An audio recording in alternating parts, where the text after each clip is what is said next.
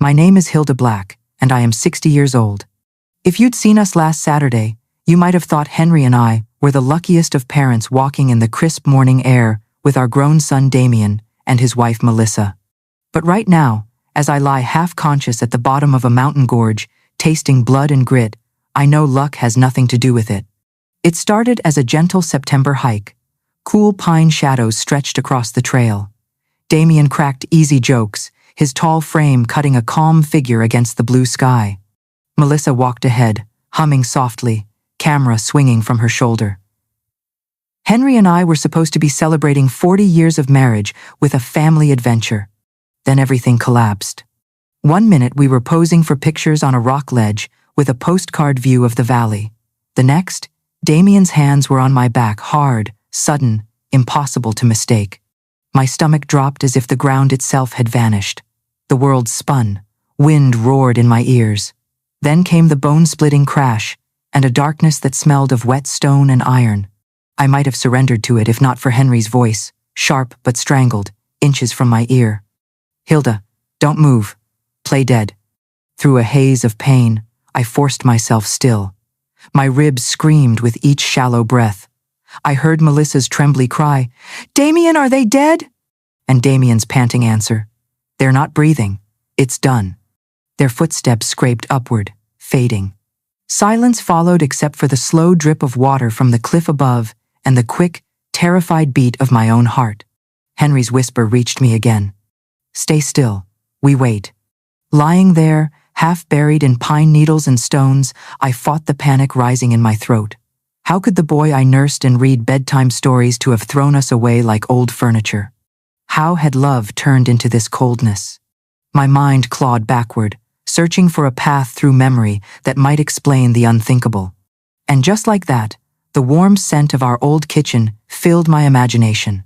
Coffee brewing, Sunday bread toasting. I was back in our life before the fall, when danger was only a word in the evening news, and we were simply Henry and Hilda high school sweethearts who built a quiet life in a Connecticut town where maples flamed red each autumn. We'd raised 2 sons under that roof. Richard, the firstborn, was sunshine forever, laughing, fixing things with Henry in the workshop, teasing me gently about my habit of saving every school art project from my pupils. Damien, 5 years younger, had a soft voice and eyes that always seemed to look past me. I told myself he was thoughtful, not distant. Mothers do that, we fold doubt into hope until it disappears. I can still smell those Sunday dinners. Roast chicken, fresh rolls, apple pie cooling on the sill. After church, we'd gather around the oak table Henry carved himself. Richard would talk about engineering dreams. Damien would sit quiet, pushing peas into careful lines. I'd ask if something was wrong. He'd shrug. We laughed it off. Every evening, Henry and I took a twilight walk along the wooded trail behind our house. He'd reach for my hand as deer startled in the underbrush. We talked about the future grandchildren, retirement trips, a smaller house nearer the sea. Never once did I imagine those gentle walks were rehearsals for survival, teaching my legs to follow a path even when terror tried to freeze them. But even then, small shadows crept in. When Richard turned 20, arguments sparked between the brothers, sharp whispers that died the moment I stepped into the hall. "Just boys," Henry said. "It'll pass." I let myself believe him because I needed to. Then came the night that split our lives. Richard didn't come home. By dawn, he lay broken at the bottom of a river gorge, and the police called it a hiking accident. Damien wept only once, briefly. I told myself people grieve differently. I needed to believe we were still a whole family. Lying crushed under that cliff today, I finally know those were not ordinary brotherly fights. They were the first cracks in a foundation we thought unshakable. A cold gust drifted down the gorge, carrying the scent of damp moss and distant wood smoke. I shivered, teeth chattering. Henry's hand found mine in the darkness. Even through pain, I felt the faint squeeze of his fingers, a silent vow that we would not die here, not yet. But how had we come to this, 2 parents marked for death by their only surviving child? The memories kept unfolding, slow and merciless. The way Damien had smiled when he persuaded us to rewrite our will, the pressure to sell our house, the sudden insistence on power of attorney. Each scene now felt lit by a cruel, invisible spotlight. Above us, A pebble clattered and rolled. My muscles locked. Was Damien coming back to check? For endless seconds I heard nothing but my own pulse. Then a jay screeched in the distance, and the sound dissolved into forest silence. Somewhere beyond the rim of that cliff, life went on. Cars humming on distant roads, church bells tolling a late afternoon mass. But down here time had narrowed to a single thread: stay alive, stay quiet, remember everything. I pressed my cheek deeper into the pine-scented earth and let the next wave of memory pull me further back, toward the hidden truths of our family that had led to this murderous day. To understand why my son tried to kill me, you have to know the secret that's been rotting our family for 25 years. The sharp scent of pine and blood still clung to me, but memory kept pulling me backward, back to the days when my world was small, warm, and perfectly safe. I can still see our yellow clapboard house in Connecticut, the white curtains Henry built the rods for himself, and the front porch where he'd leave fresh-cut wildflowers in a mason jar just to make me smile. Our mornings began with simple music, the gurgle of the old coffee maker, the steady tick of the wall clock, and sparrows chattering in the maple outside. I'd pack papers into my school tote and kiss Henry on the cheek before heading to the elementary school where I taught reading. At 3 o'clock, I'd come home brimming with stories of my students, how little Annie finally read her first full page, how Peter lost a tooth and held it up like treasure. Henry would meet me at the door, sawdust still clinging to his shirt, ready to listen. We were a team. "How many spelling tests today?" he'd ask, sweeping me into a quick hug before heading back to his workshop. "Enough to fill a bonfire," I'd laugh. Evenings were our small feast of togetherness. Henry's carpentry filled our house with the sweet smell of cut oak. Richard and Damien would burst through the door, their sneakers squeaking on the linoleum. Richard always talked first, his words tumbling out plans for college, pranks from school, a new engine design he wanted to try. Damien, quiet and careful, sat with elbows on the table, eyes lowered. I told myself he was just thoughtful. Sunday dinners were sacred.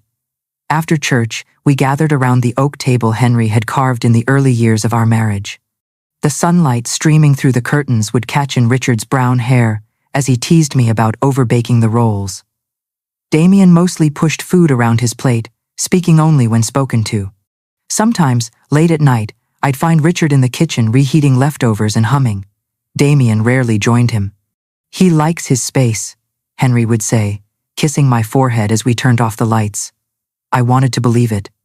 Outside of those quiet gaps, our life was storybook ordinary. Saturday chores, family picnics. Henry and I strolling the wooded trail behind our neighborhood, discussing which faraway beaches we'd visit after retirement. On those walks, we dreamed aloud. "One day," Henry said more than once, "we'll build a small cottage near the ocean and listen to the tide every morning." I held those words close, not knowing how cruelly they would echo in the years ahead. But small fractures were already forming.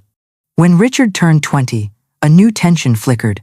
I'd catch sharp whispers behind closed doors, sudden silences when I entered. Once, carrying laundry past their room, I heard Richard hiss, "You can't keep doing this." Damien's answer was too low to catch, just a deep growl of defiance. Henry brushed it off as brother stuff, and I let myself believe him. Then came an October night that still wakes me in the dark. Richard never returned from an evening walk. We searched until dawn, neighbors joining with flashlights. The river gorge finally gave up its secret. Richard's body sprawled on wet rocks. The police said he'd slipped. I clung to their words like a lifeline, because the alternative, a violent act, was unthinkable. Damien stood beside me at the funeral, face calm, almost detached. My heart was too heavy with grief to question it. I told myself everyone mourns differently. For years afterward, we lived with a scar we didn't name. Damien grew more attentive, more dutiful. He helped Henry in the shop, brought me small gifts, insisted on carrying groceries. I wanted to believe it was love healing us, not guilt hiding in plain sight. Looking back from the darkness of this gorge, every memory sharpens with cruel clarity. The way Damien's eyes sometimes hardened like winter glass. The times he redirected conversations whenever Richard's name came up. How he lingered at the bank counter when I updated our savings account. I think now of all the tiny warning notes I ignored. The sudden drop in one savings ledger I blamed on my own math. The way Damien's jaw tightened when we mentioned leaving part of our estate to charity. His habit of arriving just as Henry and I were finalizing any financial decision. Each was a small stone in a hidden avalanche. A cold breeze tugged at me in the present, carrying pine dust and distant water. Henry's hand pressed mine again. "Stay with me," he breathed. I squeezed back, barely, and let the next memory take hold. Because the truth of what brought us here didn't begin on this mountain. It began the day our will first became a topic at Sunday dinner, years after Richard's death, when life had almost regained its shine. Damien and Melissa had come with their children and a basket of Henry's favorite apple muffins. "Over coffee," Damien said casually. "Mom, Dad, you should think about updating your will. You're 60 now. You don't want to leave a mess for us if something happens." Melissa smiled sweetly, brushing crumbs from the table. "It's just responsible planning," she said. "We'll help in any way you need." I remember the way a draft moved through the kitchen at that moment, rattling the window latch. A small shiver passed through me that I blamed on the October air. Now, bleeding in a pit of rock and shadow, I know that breeze was the first breath of a storm 25 years in the making. And it was only the beginning of Damien's careful, patient plan to own every part of our lives, even if he had to end them to do it. When I close my eyes, I can still hear the knock that never came. Richard always returned before midnight. That October evening, I set a second pot of coffee to keep myself awake. Damien sat at the kitchen table, flipping through a carpentry magazine he didn't seem to read. The wall clock ticked on and on, each sound a splinter in my chest. At 11, Henry slipped on his coat. "I'll drive around. Maybe he stopped to help a friend," he said, trying for calm. Damien didn't look up. "He's probably fine," he muttered, but his eyes stayed fixed on the table as if they feared meeting mine. By midnight, the neighborhood search had begun, flashlights slicing through mist, dogs barking in distant yards. I remember the smell of damp leaves, the way cold seeped through my shoes as I called Richard's name until my throat burned. At dawn, Henry returned with the sheriff. Their faces told me everything. Richard's body had been found at the bottom of the river gorge, limbs twisted among black rocks, slick with dew. The sheriff spoke of an accident, a bad step on the steep path. I clung to the word accident like a lifeline, because the alternative foul play was too cruel for my heart to hold. Damien said little.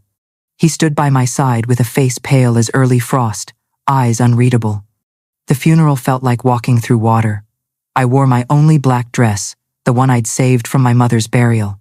Neighbors filled the church with soft weeping and the smell of lilies. Henry held me upright when my knees buckled. Through the fog of grief, I noticed Damien's stillness. He did not cry. He simply stood, hands folded, as though waiting for something to end. Afterward, life limped forward. I taught my classes. Henry built furniture. Damien began helping more, bringing groceries, repairing porch steps, keeping me company with quiet stories of his carpentry clients. I told myself this was how he mourned. I needed to believe it. But even then, stray details pricked my heart. Bank records, with small, unexplained withdrawals. Damien appearing at odd hours in Henry's workshop. Once I overheard him on the phone late at night, voice low and sharp. But when I entered, he smiled, as if nothing had happened. I never imagined those fragments formed the beginning of a long, hidden crime. Years passed. We learned to speak Richard's name without flinching, to set an extra plate at Christmas only in our hearts. I kept a photo of both boys on the mantel, Richard laughing under a summer sun, Damien a quiet shadow beside him. As time moved on, Damien married Melissa, a bright, capable woman from the next town. I welcomed her like the daughter I never had. She called me Mom, helped me pickle vegetables in the kitchen, and told me about her dream of opening a bakery. They gave us 2 grandchildren whose laughter briefly patched the hole Richard had left. But the past never stopped breathing beneath the surface. Some nights, Henry woke in a sweat, staring at the ceiling. When I asked, he said it was nothing. I let it go, thinking it was just the ache of age and memory. Then came the question of inheritance.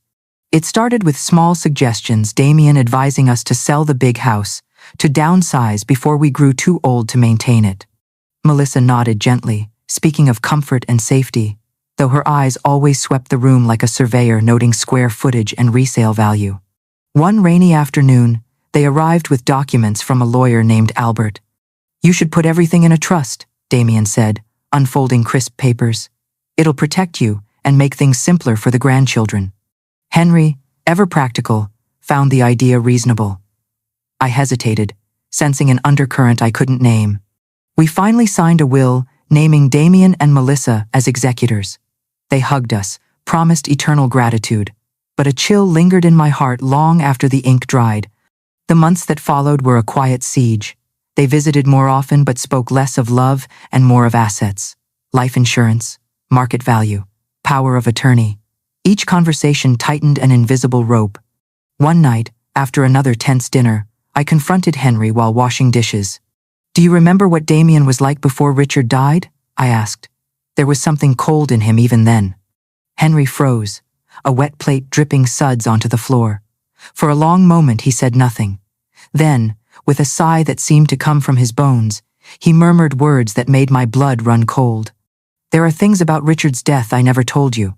He sat heavily at the kitchen table, where so many family jokes had been told, and began to speak in a low, breaking voice. That night, Damien wasn't in his room. I followed him. I found him, and Richard, arguing by the gorge, about money, about who would inherit most when we were gone. Richard had proof Damien was stealing from the family account.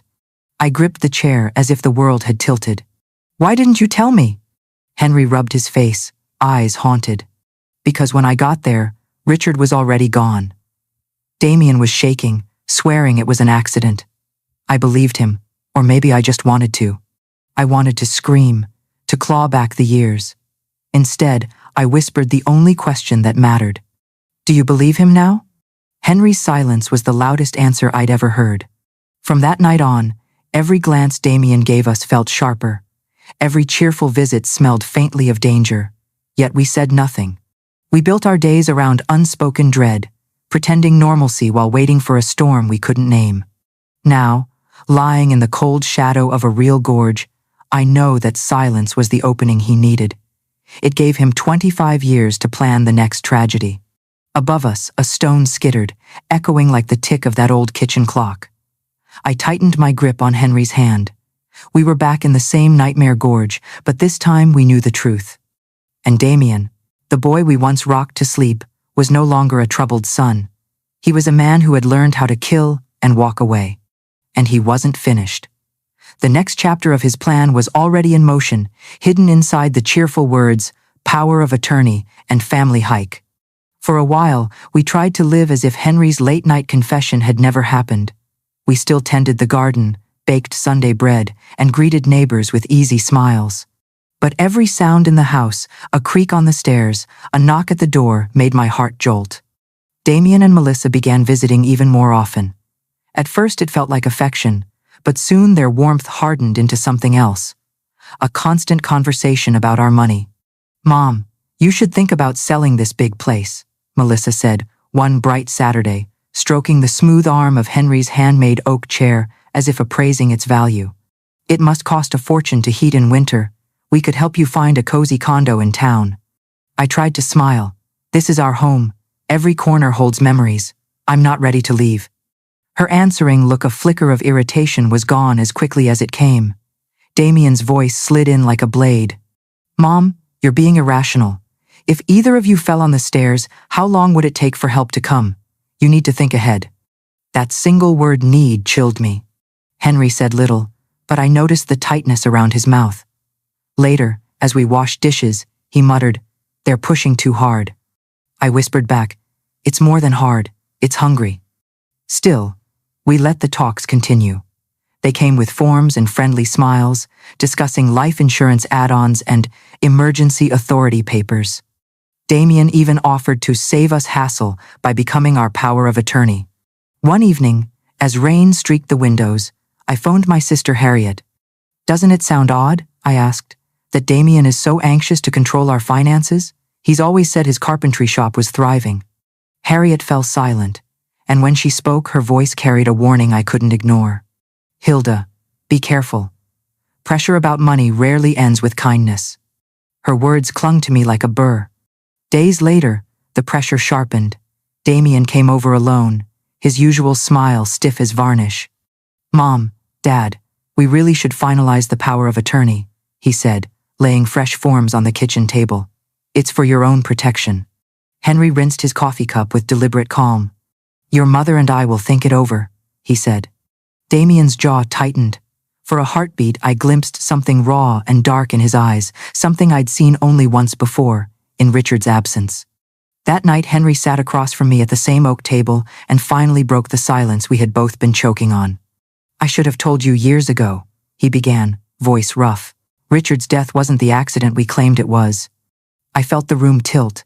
He went on, how he'd followed the boys that night, how he'd watched them argue, how Damien had shoved Richard and begged for secrecy. Henry had hidden the truth, convinced, hoping it was a one-time act of rage. "I believed he'd changed," Henry whispered. "But every time I saw a missing dollar in the savings account, I wondered." The truth settled over me like ice. Our surviving son had killed his brother for money and never stopped stealing. Now, he wanted the rest. I thought of every small clue. Damien arriving just as we discussed investments, Melissa's calculating glances at our furniture, the sudden push to rewrite our will. Pieces of a puzzle I'd refused to see finally locked together. "We have to go to the police," I said. Henry shook his head, eyes heavy with shame. "I covered up a crime, Hilda. Who will believe me now? We need proof first, proof they can't destroy." The next days were a careful dance of fear and politeness. Damien and Melissa dropped by with baked pies and bright smiles, but their conversations stayed fixed on preparing for the future. They spoke of scenic retirement homes, the stress of maintaining a big property, and how relieved we'd feel with finances under their control. I pretended to listen, but every word felt like a nail sealing a coffin. Then came the call that turned our dread into certainty. Damien's voice was almost cheerful. "Mom, Melissa and I were thinking it would be beautiful to celebrate your 40th anniversary with a family hike next weekend. Fresh air, photos, a perfect day together." I felt Henry's gaze lock with mine. No one had to say it. An invitation to our own execution. I forced my voice steady. "That sounds lovely. Let us think about it and call you back." After I hung up, the kitchen seemed to shrink. The ticking clock, the rain on the window, Henry's quiet breathing, everything was too loud. "If we refuse," Henry said finally, "he'll just find another way. A fire, a car accident. At least on the mountain we'll know what he plans." His grim logic left no comfort, only clarity. We needed a counterplan. That night we moved like careful thieves in our own home. Henry set his phone to continuous record, hiding it deep inside his jacket. I wrote a sealed letter to Harriet, explaining every suspicion and hiding it in the locked drawer with our legal papers. "If we don't come back," I told Henry, "she'll find the truth." We lay awake until dawn, hands clasped, whispering the quiet promises of people who might soon die. The smell of rain on the cedar shingles seeped into our room. Every sound of the settling house felt like a countdown. "Whatever happens," Henry said at last, "remember we face it together." I stared at the dark ceiling and thought of Richard, his easy grin, the engine models scattered across his desk, knowing we were finally walking straight into the mystery of his death. A week from today, Damien planned to take us into the mountains, but we were already climbing into the heart of his first crime, the night our eldest son never came home. The days between Damien's phone call and that mountain trip were among the longest of my life. Each sunrise felt like a clock striking closer to death.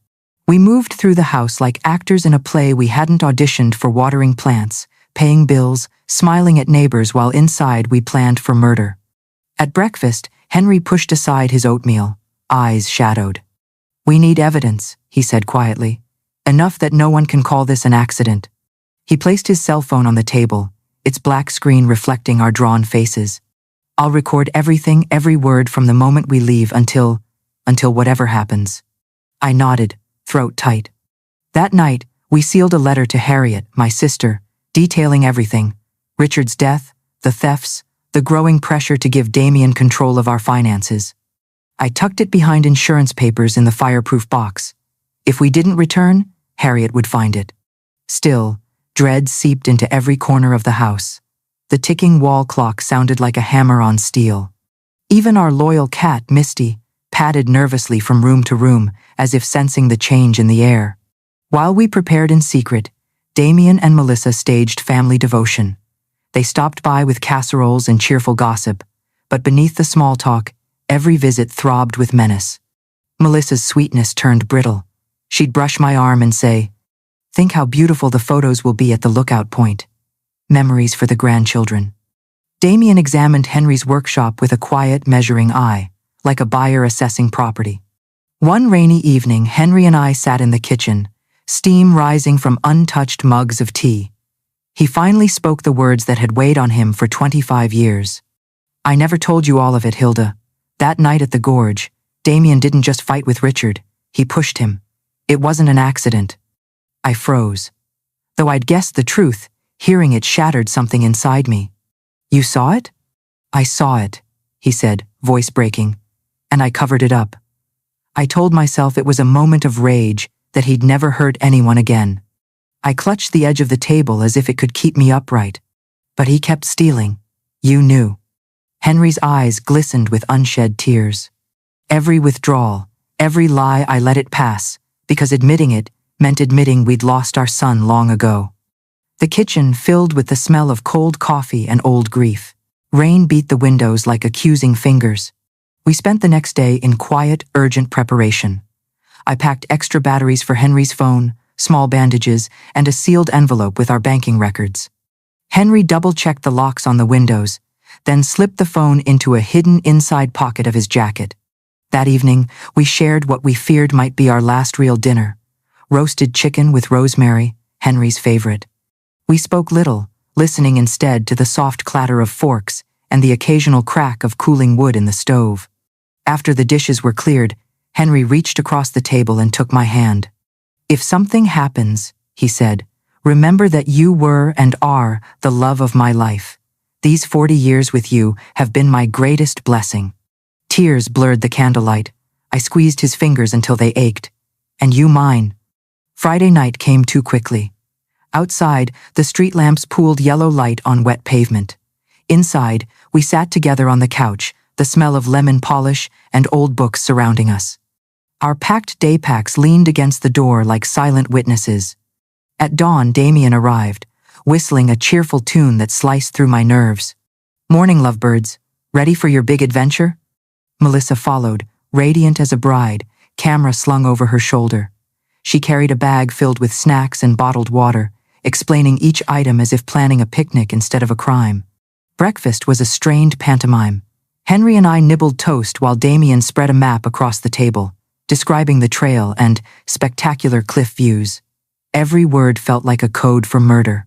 When we loaded the car, I saw Damien checking his backpack. Along with trail snacks were climbing ropes and a flare gun equipment he claimed was for safety. My stomach twisted at the thought of how those very items might be used to stage our deaths. The 2-hour drive to the mountains crawled by in silence, broken only by Melissa's bright chatter and soft music. Damien drove with exaggerated care, stopping at every sign, as though nothing about this day should look reckless. Beside me, Henry's hand slid into mine. I felt the faint buzz of his phone starting its continuous recording. We exchanged a single glance, our unspoken pact. If we die, the truth will not. The landscape changed from suburban neatness to rugged forest. Fog clung to the pines. A hawk wheeled against a steel-gray sky, its cry sharp enough to pierce my heart. "Almost there," Damien said, eyes on the narrow mountain road. I stared out the window at the falling leaves, each one spinning like a slow, silent alarm. By the time we reached the trailhead, a pale autumn sun had broken through. To anyone else, it might have looked like the perfect day for a family outing, but I felt the chill of Richard's ghost at my shoulder. We shouldered our packs and began the climb. The path wound through mossy rocks and towering spruce, damp earth releasing the smell of last night's rain. Birds flickered between branches, their calls strangely distant. "Let me know if you need to rest," Damien said, his smile stretched too wide. Every word dripped with hidden meaning. I forced myself to breathe evenly, to remember the plan, stay alive, capture every word. "Beautiful spot," Melissa called back, lifting her camera for yet another photo. "You'll love the view at the top." I wondered whether the next photo she planned to take would be of our broken bodies. Halfway up, Henry leaned close and whispered, "We keep going. Every step is evidence." I nodded, my legs trembling with more than fatigue. The trail narrowed, stones slick underfoot. I thought of Richard again, his final moments in another gorge, another cold October. The sky darkened as clouds slid across the Sunday. A hush fell over the forest, so sudden it felt like a held breath. Damien glanced back with a look I will never forget, the calm of someone who has already decided how the day will end. Somewhere beyond the next bend lay the cliff he had chosen, where family love would end and the truth about Richard's death would finally rise into daylight. The trail climbed steadily, a damp ribbon of earth threaded with stones. My knees ached and my breath came ragged, but fear kept me moving. Every step felt like walking deeper into a trap we had already agreed to enter. Damien led the way with a casual grace that chilled me. "Not much farther," he called back, as if coaxing children on a picnic. Melissa followed close behind, camera dangling, humming a cheerful tune that didn't belong to the dark forest around us. Behind them, Henry and I exchanged quiet, loaded glances. Beneath his jacket, his phone recorded every word, every footstep. A sudden gust rustled the pines. The scent of wet earth and iron-rich rock swept through the air, a smell I would never forget. I couldn't stop thinking of Richard, how he must have felt the night he fell. Did he smell the same metallic earth? Did he sense the same quiet before the final violence? After nearly an hour, Melissa stopped and turned with a bright smile. "Look at that ridge. The view will be perfect for photos." I recognized the lie. According to the map I'd memorized, the official lookout was still far away. The ridge she pointed to was a sheer outcrop of rock, a hidden balcony over a deep gorge. Henry leaned close. "This is it," he whispered. We followed them up a narrower path scattered with loose stones. Each footstep released tiny avalanches down the slope. The higher we climbed, the thinner the air felt, or maybe it was just the pressure in my chest. When we reached the top, the view might have been breathtaking in another life. A broad valley quilted with evergreens, a river flashing silver far below. But beauty meant nothing now. All I saw was a 90-foot drop, jagged rocks like teeth waiting to devour us. Melissa raised her camera. "Stand right there, Hilda, yes, a little closer to the edge. I want the whole valley behind you." Henry gripped my hand. We both stepped carefully, the ground brittle beneath our boots. Damien came up behind us, his voice a velvet knife. "Closer, just one more step. Perfect." A hush fell so deep I could hear my own pulse. Then a violent shove. The world flipped. Sky and stone blurred into one dizzying whirl as we plunged. Wind tore the scream from my throat before it could escape. Rocks rushed up like dark water. The impact was an explosion of pain. I tasted blood and heard the wet crack of bone. Darkness surged at the edges of my mind. Then Henry's voice, low, fierce, commanding. "Hilda, don't move. Play dead." Through the roar of agony I obeyed, clamping down on every instinct to cry out. I lay as still as the stones themselves. Above us, Damien's voice trembled. "They're not breathing." It worked. Melissa exhaled a shaky laugh. "Good. Now we crawl to the trail and call for help." We fell, trying to save them, just like we planned. Their words, cold and clear, soaked into the forest like poison. Every syllable became another piece of proof on Henry's hidden recording. I kept my eyes closed as they shifted away, their movements scraping over loose rock. I heard Damien groan, injured but mobile. Melissa whimpered about a broken leg. They argued in low, urgent tones about their story, the heroic children who tried to save their unlucky parents. At last, their voices faded into the distance, leaving only the faint drip of water and my own muffled sobs that I dared not release. I don't know how long we lay there, minutes or hours. Time dissolved into pain and silence. The cold seeped deeper, carrying the sharp smell of granite and wet pine. Finally, Henry whispered, breath hitching. "Are you alive?" "Yes," I managed, a rasp barely louder than a breath. My arm throbbed like fire.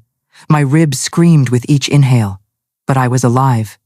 "The phone recorded everything," Henry said. "Every word. Don't move until we hear rescuers."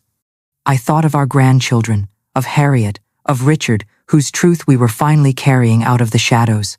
Above the gorge, a hawk cried, the sound thin and far away. Then faintly voices, the metallic clink of climbing gear, someone calling. My heart thudded with both hope and terror. If Damien and Melissa found help first, would they come back to finish what they started? Would the rescuers believe their story? The answer came sooner than I expected. Damien's voice, loud and convincingly broken, echoed down the cliff. My parents fell. Please, help us. We tried to save them. We fell too.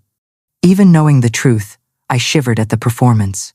He sounded like a son in despair. Henry's fingers pressed mine, a silent reminder. Still, wait.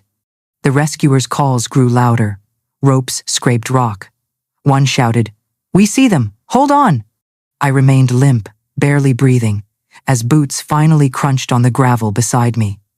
A paramedic checked my pulse and murmured to a colleague, "Weak but present, she might make it." Relief almost broke my disguise. They secured Henry first, then me, careful not to jolt our shattered bones.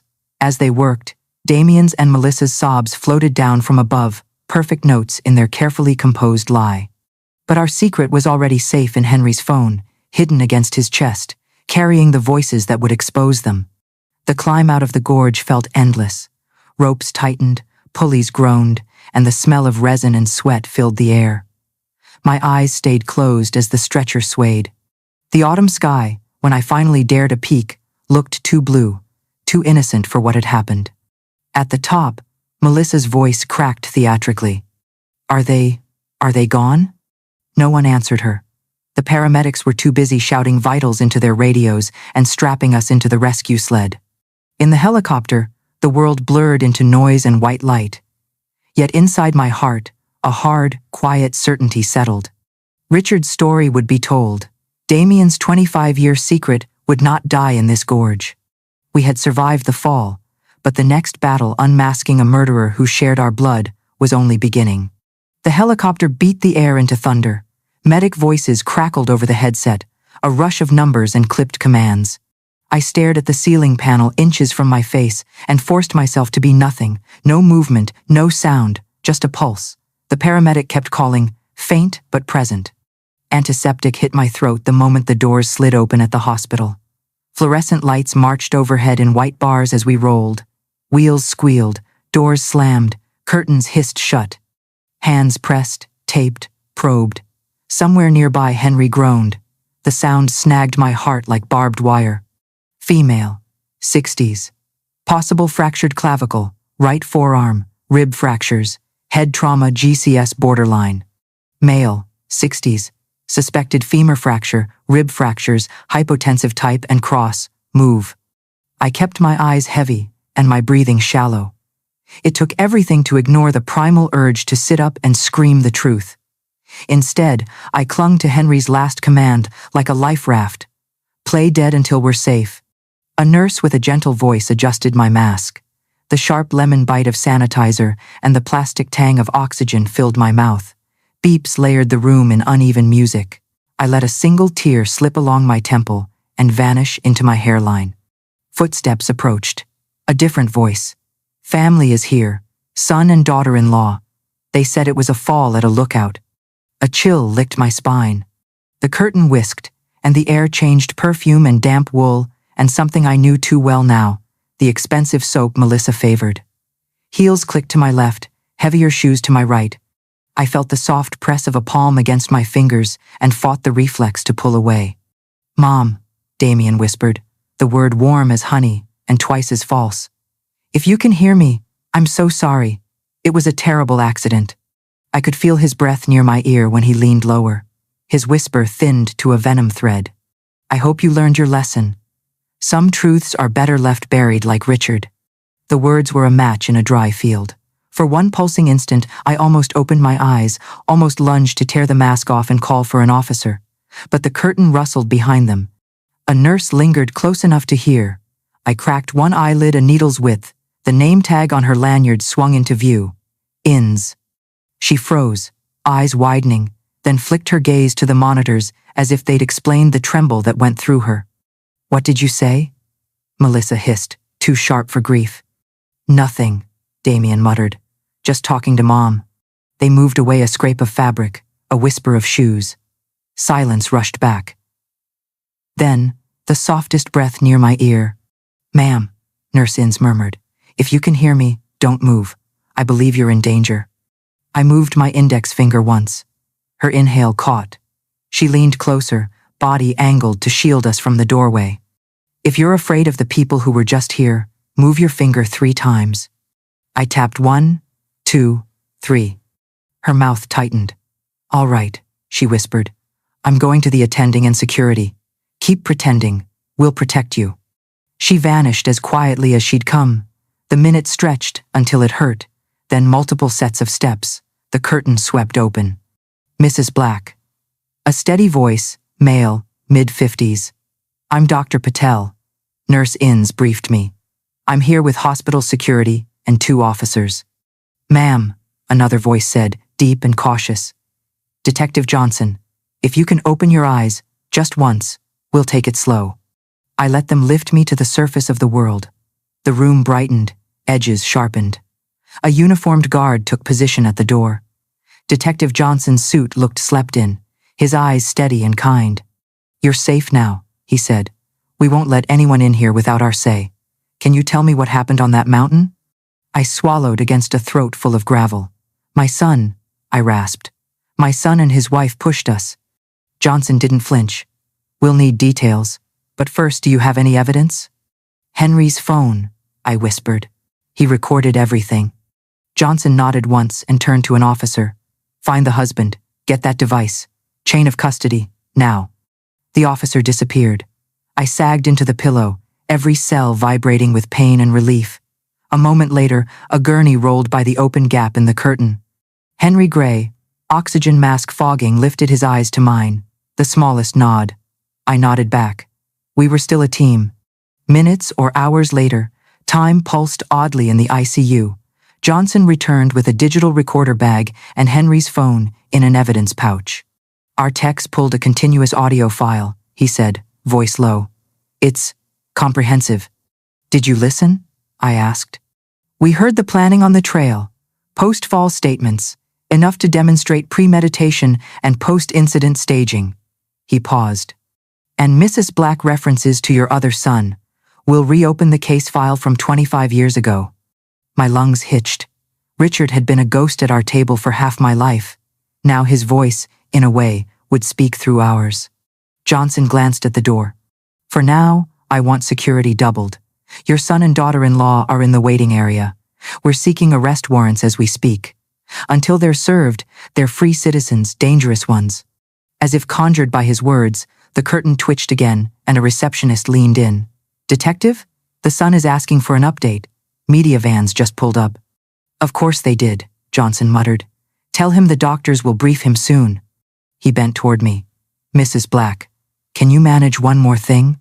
Are you willing to keep up the act a little longer? Stay unconscious, if they're allowed in briefly? Anything more they say near you is evidence."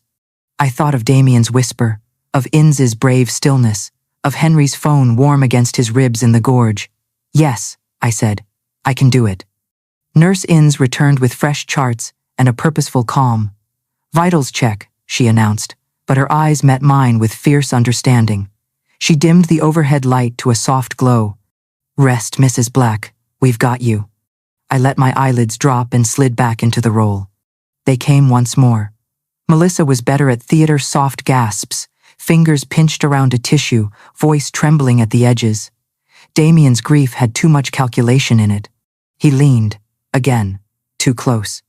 "You ruined everything," he breathed, a thread of sound only the living could hear.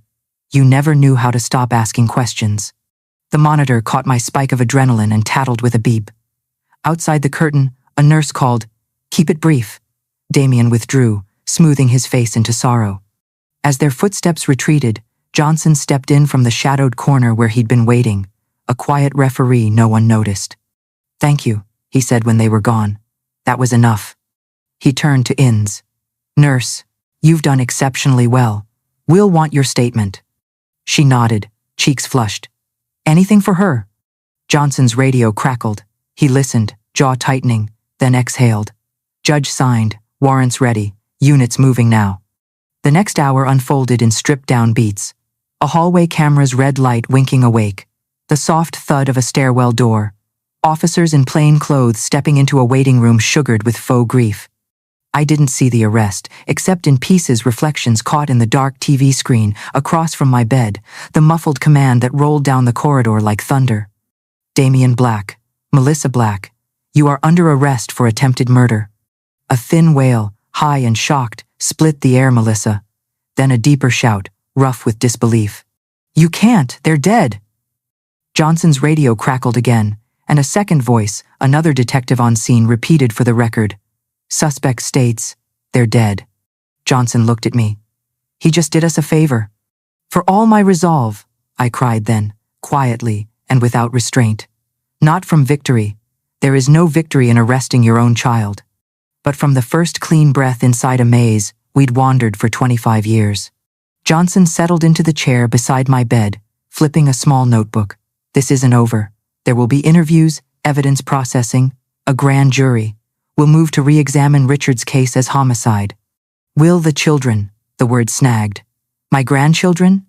Child Services will place them temporarily, he said gently. But your sister is on her way. We'll make sure they're with safe family as soon as possible. Outside, sirens dopplered away. In the room, monitors steadied to a gentler rhythm. Nurse Innes adjusted my blanket and set a paper cup of ice chips within reach. Small pieces, she said, slowly. I let one melt on my tongue. It tasted like mountain snow, like the start of breathing again. Johnson stood. Rest tonight. Tomorrow we take full statements. I'll be back at 8. He paused at the curtain. Mrs. Black? You did the hardest thing a parent can do, told the truth about your child. That kind of courage changes cases. When he left, I watched the ceiling light dim to a warm halo. Henry slept in the room next door, security posted like sentries from a different world. I pressed my bruised palm to my ribs, where the panic lived, and breathed through it. Somewhere in the building, metal doors clanged shut. In my mind, another door, older, heavier, swung open, and Richard stepped from shadow into day. Morning would bring interviews, headlines, and the past exhumed in court. But with the warrant signed and the recording secured, we finally had what the truth had always deserved, its own heartbeat. Morning sunlight burned through the blinds when I finally opened my eyes for real. The smell of antiseptic and brewed hospital coffee replaced the pine and iron of the gorge. For the first time in hours, I let my chest rise fully, no longer pretending to be dead. Detective Johnson stood at the foot of my bed, jacket rumpled from a sleepless night. Beside him, Nurse Innes gave a small, steady nod. They're both in custody, Johnson said. Damian and Melissa were arrested right here in the hospital. They'll be booked today for attempted murder and for the killing of your older son, Richard. A tremor rippled through me, grief and relief braided together. Richard's name was finally spoken in a room of law, not just memory. Henry lay in a neighboring room, pale but awake. When they wheeled him to me, I reached for his hand, the same way I had on the cliff. His fingers tightened, rough with years of carpentry and the long night of survival.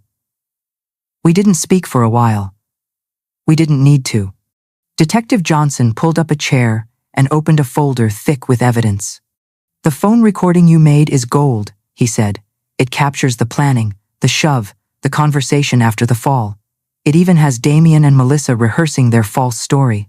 His next words came slower, heavier. And what your son whispered by your bed about Richard, Nurse Innes heard it all. That, plus the audio, reopens Richard's case as homicide. I felt the old wound stir, but, for the first time, not as a question. After 25 years, I whispered, Richard will finally be heard. Johnson's eyes softened. Yes, ma'am. And the state will pursue full charges. By afternoon, word of the arrest had reached the media. Reporters clustered outside the hospital, their cameras waiting for a statement. Johnson shielded us from them, explaining every next step with patient precision. When I was strong enough, 2 officers took my formal statement. I told them everything. Richard's last night, Henry's hidden knowledge, the pressure about our will, and the carefully planned mountain trip. My voice shook, but every detail slid into the record like stones into a foundation. Later, Henry confirmed it all and handed over the original phone file. The officers treated it like treasure-sealed evidence that would hold in any courtroom. 3 weeks passed before we were discharged. We returned to our house in the soft light of early winter.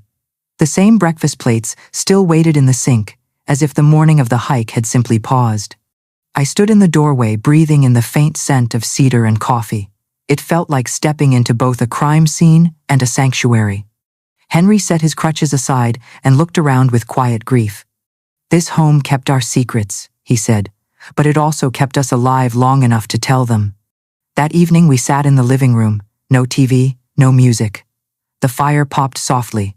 For the first time in decades, the house felt honest. No more hidden thefts, no more unsaid truths. The trial began 6 months later. Walking into the courthouse, I smelled the sharp mix of old wood and fresh paint, heard the shuffle of reporters, the scratch of pens on legal pads. Damien sat at the defense table in a suit that didn't quite fit, face unreadable. Melissa kept her chin high, her eyes darting whenever the prosecutor mentioned the recording. When my turn came to testify, I told the jury everything our gentle life, the first cracks, the cliff, the whispered confession. Each word felt like prying a stone from a long-buried grave. At the end, I turned to Damien. "I don't know who you are anymore. The son I loved died the night you killed your brother." He looked back without a flicker of remorse. Henry spoke next, his voice steady despite the crutches. He admitted his long silence, the guilt of hiding Richard's murder. The courtroom listened in breathless quiet. 3 days later, the jury delivered its verdict: guilty of first-degree murder and attempted murder. The judge sentenced Damien and Melissa to life in prison without parole. Their carefully polished marriage cracked in an instant as they shouted blame at each other, voices echoing off marble walls. Freedom tasted strange at first. Reporters called the case the Family Gorge betrayal and filled newspapers with words like unthinkable and cold-blooded. Neighbors left casseroles and handwritten notes on our porch. Some nights I still woke at the hour of the fall, hearing the rush of air and the crunch of rock. Healing, I learned, is not a straight road. But life insists on new beginnings. Social services allowed us to apply for custody of our 2 grandchildren, children who had done nothing to deserve the darkness around their birthright. After careful evaluations, a family court granted us full guardianship. The day we brought them home, snowflakes spiraled across the yard. I watched them run down the hall. Richard once raced through and felt something inside me mend. Now, when bedtime comes, I sit between their twin beds and tell stories not of horror, but of courage. I tell them about Uncle Richard, who loved engines and laughter, and about the way truth, no matter how deeply buried, can find its way to light. Sometimes I glance at the framed photograph on the nightstand. Henry and me on our porch, hand in hand, faces lined but unbroken. Beneath it, I've placed the phone that saved us, its battery long dead, but its memory full of proof that love can outlast betrayal.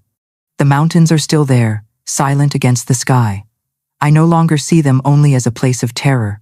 They are also the place where lies finally fell and the truth began to climb. We survived the fall. We reclaimed Richard's story, and we are raising 2 children to know that family means honesty, not silence.